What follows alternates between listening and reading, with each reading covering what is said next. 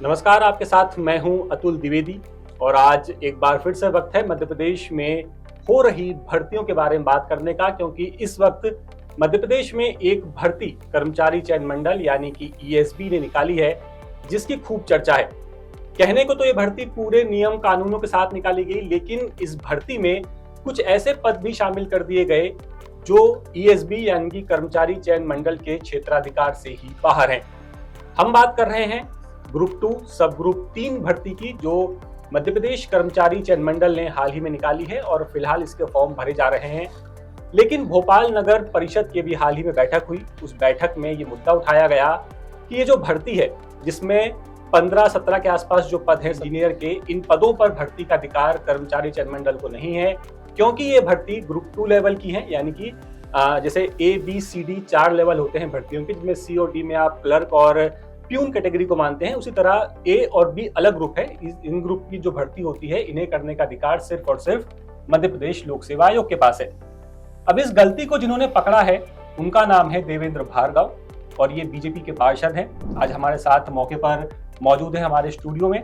इनसे ही हम जानेंगे कि आखिर ये सब बातें इन्हें कैसे पता चली, कैसे इन्होंने इस मुद्दे को उठाया और युवाओं के मन में जो सवाल उठ रहे हैं इस भर्ती को लेकर के, उन सबके सवालों के जवाब हम सर से जानने की कोशिश करेंगे। तो सर, पहला सवाल तो मेरा आपसे यही है कि आपको कब मालूम पड़ा कि ये भर्ती गड़बड़ है, इसमें जो पद निकाले गए हैं 15 पद, वो इनके क्षेत्राधिकार से बाहर है? देखिए, जब ये भर्ती निकली तो क्योंकि मैं नगर निगम में सतत संपर्क में रहता हूँ कर्मचारी अधिकारियों से भी, तो इसमें जो इंजीनियर हैं उन लोगों ने मुझे इसके लिए ध्यान इंगित कराया कि सर इस तरह की चीज़ें चल रही हैं। जब मैंने उसकी पूरी जानकारी ली, उसकी डीप में जब मैं गया तो मुझे लगा कि वो जो कह रहे हैं वो बिल्कुल सही बात है और नगर निगम की ये गलती नहीं है, ब्लंडर है जिस भी अधिकारी ने इसको किया है।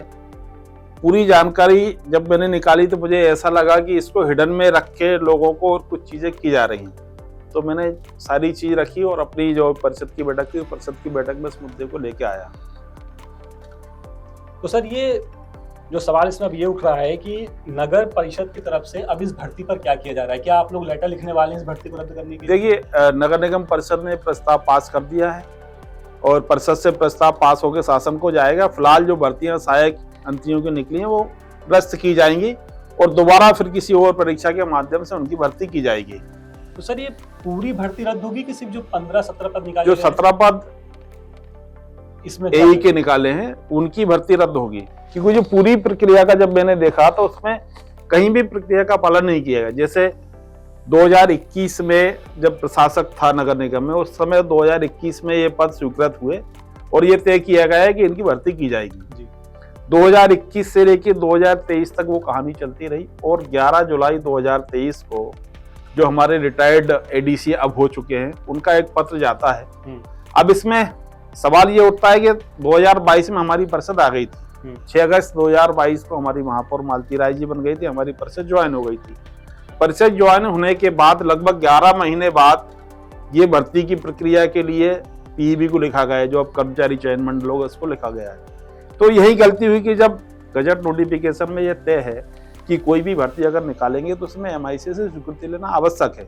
बिना MIC की स्वीकृति के किसी भी प्रकार की भर्ती नहीं निकाली जा सकती। परंतु 2023 में पत्र जारी किया और 2021 के बाद 2 साल बाद पत्र जारी किया, तो MIC का संकल्प नहीं हुआ, तो पहली गलती तो वही है। दूसरा ये है कि ये पत्र जो MP सिंह साहब ने लिखा, उस पत्र में 5 तरह की भर्तियां थी और 5 तरह की भर्ती में केवल 3 तरह की भर्ती इंजीनियरों को निकाली गई। 2 भर्तियां जिसमें सहायक आयुक्त के 11 पद थे और जिसमें 1 पद और थे, उसके भी 6 पद थे, उनकी भर्तियां नहीं निकाली गई। और जबकि पत्र जो लगा, इस पत्र में जो PEB ने उल्लेख किया जिस पत्र क्रमांक का, उस पत्र क्रमांक के आधार पर अगर भर्ती की जानी चाहिए तो पूरी 5 की जानी थी। उसमें से अगर केवल 3 भर्ती निकाली, 2 भर्ती रोक दी गई, तो वो 2 भर्ती रोकने का कोई अलग से पत्र जारी किया कि इन 2 भर्ती को रोक दीजिए। जब हमने RTI से उसकी जानकारी निकलवाई तो वो 2 पद रोकने का कोई पत्र जारी नहीं किया गया। इसका अर्थ ये है कि पत्र में जब 5 भर्ती होनी थी तो 3 क्यों हुई, इस बात का भी मैंने सवाल उठाया, तो इसका कोई जवाब मुझे अभी वहां पर नहीं मिला। दूसरा ये है कि जिसको अधिकार ही नहीं था, ESB को इस भर्ती का अधिकार नहीं था, और द्वितीय श्रेणी की भर्ती उसको नहीं करनी थी, पर फिर भी उसको लिखा गया। हालांकि पीईबी ने बाद में इसका पत्राचार किया, बाद में एक और गजट नोटिफिकेशन हुआ, उस गजट नोटिफिकेशन में भी ये आया कि द्वितीय श्रेणी की जो पदों की भर्ती है उसको आप किसी अन्य संस्था से करा सकते हैं। अन्य संस्था यानी पीईबी और लोक सेवा आयोग, इसके अतिरिक्त तो कोई तीसरी संस्था होनी चाहिए थी, पर तीसरी के बजाय उसी को दे दिया गया, तो ये भी सवालों के घेरे में है। इसलिए मैंने इसका मुद्दा उठाया है और इस भर्ती को निरस्त करने की मांग की है। तो सर, इसमें जिन्होंने ये लेटर जारी किया था, क्या उनके खिलाफ अब कोई कार्रवाई होगी, क्योंकि रिटायर हो चुके हैं? देखिए, अब तो रिटायरमेंट के बाद अभी जांच के लिए तो लिखा है, अगर कोई अपने पद पे रहते पद का दुरुपयोग करता है तो कार्रवाई उसके खिलाफ कभी भी हो सकती है, भले ही रिटायर हो गए। सर, एक बड़ा सवाल ये भी सामने आता है कि भर्तियां निकाल दी जाती हैं, पूरा प्रोसेस होता है। जैसे आपने बताया कि 2021 में पहला लेटर जारी हुआ, 2023 तक किसी को कानो कान खबर भी नहीं होती है कि ये भर्ती उसके क्षेत्राधिकार से बाहर है और वो भर्ती करवाने जा रहा है। फिर जब भर्ती निकलती है, युवा फॉर्म भरना शुरू कर देते हैं, क्योंकि अभी इसका प्रोसेस चल रहा है फॉर्म भरने का। चलता है। तो ऐसे में आपको लगता नहीं है कि युवाओं का भरोसा डगमगाता है ऐसी चीज़ों से, कि ऐसा नहीं होना चाहिए? नहीं, बिल्कुल आप ठीक कह रहे हैं, युवाओं का भरोसा डगमगाता है, पर चूंकि हमारी सरकार है, हम जनप्रतिनिधि है, अधिकारी अगर कोई किसी प्रकार की गलती करते हैं तो ये हमारा अधिकार है कि हम उसको पकड़ के उस अधिकारी को दंडित कराएं, और इसलिए हमने ये काम किया। हमें युवाओं की चिंता, इसलिए हम इस मुद्दे पे आए कि अधिकारी अगर कोई गलती कर रहे हैं तो हम जनप्रतिनिधि उसको पकड़ के उसको ठीक कराएं, क्योंकि युवा तो हमारा हमेशा एक, जिसको परीक्षा देनी है, जो इतने सपने चुन के आता है, बुन के आता है कि मेरा जो सिलेक्शन होना चाहिए फेयर होना चाहिए, अगर उसमें कहीं कोई कोताही बरतता है तो उसको ठीक करने का प्रयास हम कर रहे हैं। क्योंकि मैं अपने दर्शकों को बता दूं कि सर प्रिंसिपल भी रह चुके हैं, आप अच्छा खासा आपका अनुभव रहा है प्रिंसिपल का। तो जब आप हमसे पूछते थे या फिर अपने बच्चों से पूछते थे कि आप बड़े होकर क्या बनना चाहते हैं, तो उस टाइम पे कोई बोलता था कि मुझे टीचर बनना है, मुझे पुलिस में जाना है, मुझे डॉक्टर बनना है।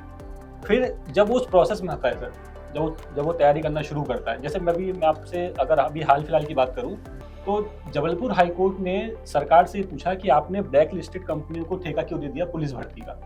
तो क्या हम एक ऐसा सिस्टम डेवलप नहीं कर सकते कि जो एक सरकारी भर्ती हमारा ईमानदारी से करवा सके ऐसी कोई संस्था?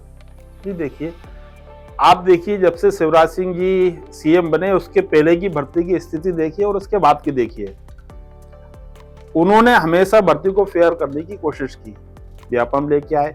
हालांकि व्यापम में कुछ लोगों ने कुछ बातें की कि ऐसा हो गया, पर हमने उसको, हमारी सरकार जब जब आई है, उन भर्तियों को हमने ईमानदारी से लोगों की भर्ती हो जाए इसकी व्यवस्था सुधारने के प्रयास की है, और उसी का नतीजा है कि आज आप 15-20 साल पहले की भर्ती की स्थिति देखें और आज 20 साल की भर्ती की आज की स्थिति देखें, किसी भी भर्ती में 100% ट्रांसपेरेंसी का काम हमारी सरकार कर रही है। सर, एक सवाल मेरा इसी भर्ती को लेकर के है कि अगर ये भर्ती कैंसिल होती है तो फीस रिफंड जो बच्चों को हो पाएगा, तो इसमें सवाल ये भी उठता है कि जब आपने अगर वो भर्ती कैंसिल की, जैसे भी तो 17 पदों की अगर भर्ती कैंसिल करता है कर्मचारी चयन मंडल, तो इसके बाद क्या ये भर्ती आपको लगता है कि वक्त पर पूरी हो पाएगी? क्योंकि अभी तो जैसे आपने टाइम, अभी आप पत्रचार करेंगे, फिर जवाब देंगे कि हम इसको कैंसिल करेंगे कि नहीं करेंगे, तो क्या भर्ती टाइम पे होना आपको लग रहा है कि टाइम पे हो जाएगी वाली भर्ती? देखिए, किसी चीज को अगर हम व्यवस्थित करना चाहते हैं तो उसमें वक्त तो लगेगा।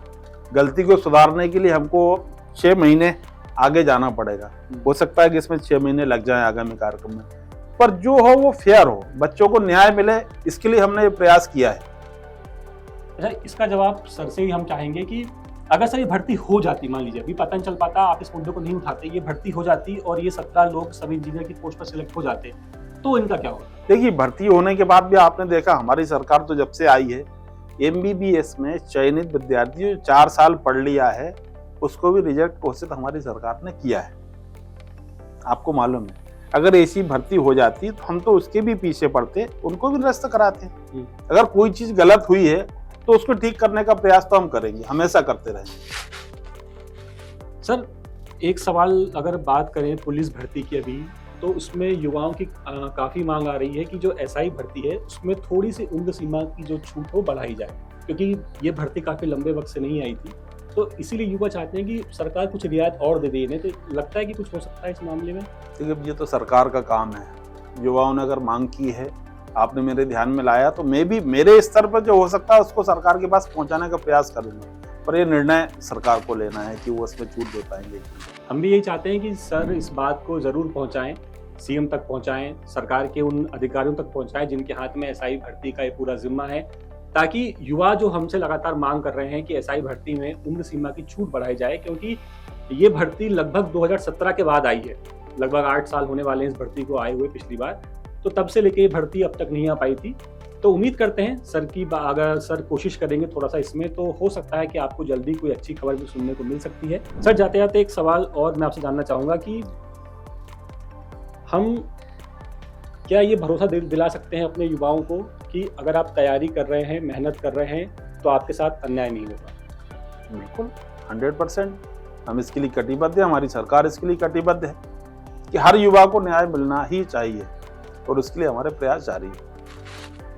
आपका बहुत बहुत धन्यवाद सर हमसे बातचीत करने के लिए। Thank you. हमारे साथ थे देवेंद्र भार्गव जी, जो कि बीजेपी से पार्षद हैं, और इन्होंने इस मुद्दे को उठाया कि कर्मचारी चयन मंडल जो भर्तियां करने वाला है, खासकर 17 पदों की जो कि सब इंजीनियर्स की भर्ती हैं, वो उसके क्षेत्राधिकार से बाहर है। उसे ये एई की भर्ती वो उसे नहीं करनी चाहिए, वो उसे रद्द करे, क्योंकि अगर ऐसा होता है, ये भर्ती होती है, तो जाहिर सी बात है परेशान युवा ही होंगे। आपका बहुत बहुत धन्यवाद सर हमसे बातचीत करने के लिए। धन्यवाद। अपडेट्स के लिए आप बने रहिए 10 सूत्र के साथ। नमस्कार। लेटेस्ट, इन्वेस्टिगेटिव और इन डेप्थ खबरें देखने के लिए ज्वाइन कीजिए 10 सूत्र का व्हाट्सएप चैनल, सब्सक्राइब कीजिए यूट्यूब चैनल, लाइक कीजिए फेसबुक पेज और पढ़ते रहिए www.dasootra.com।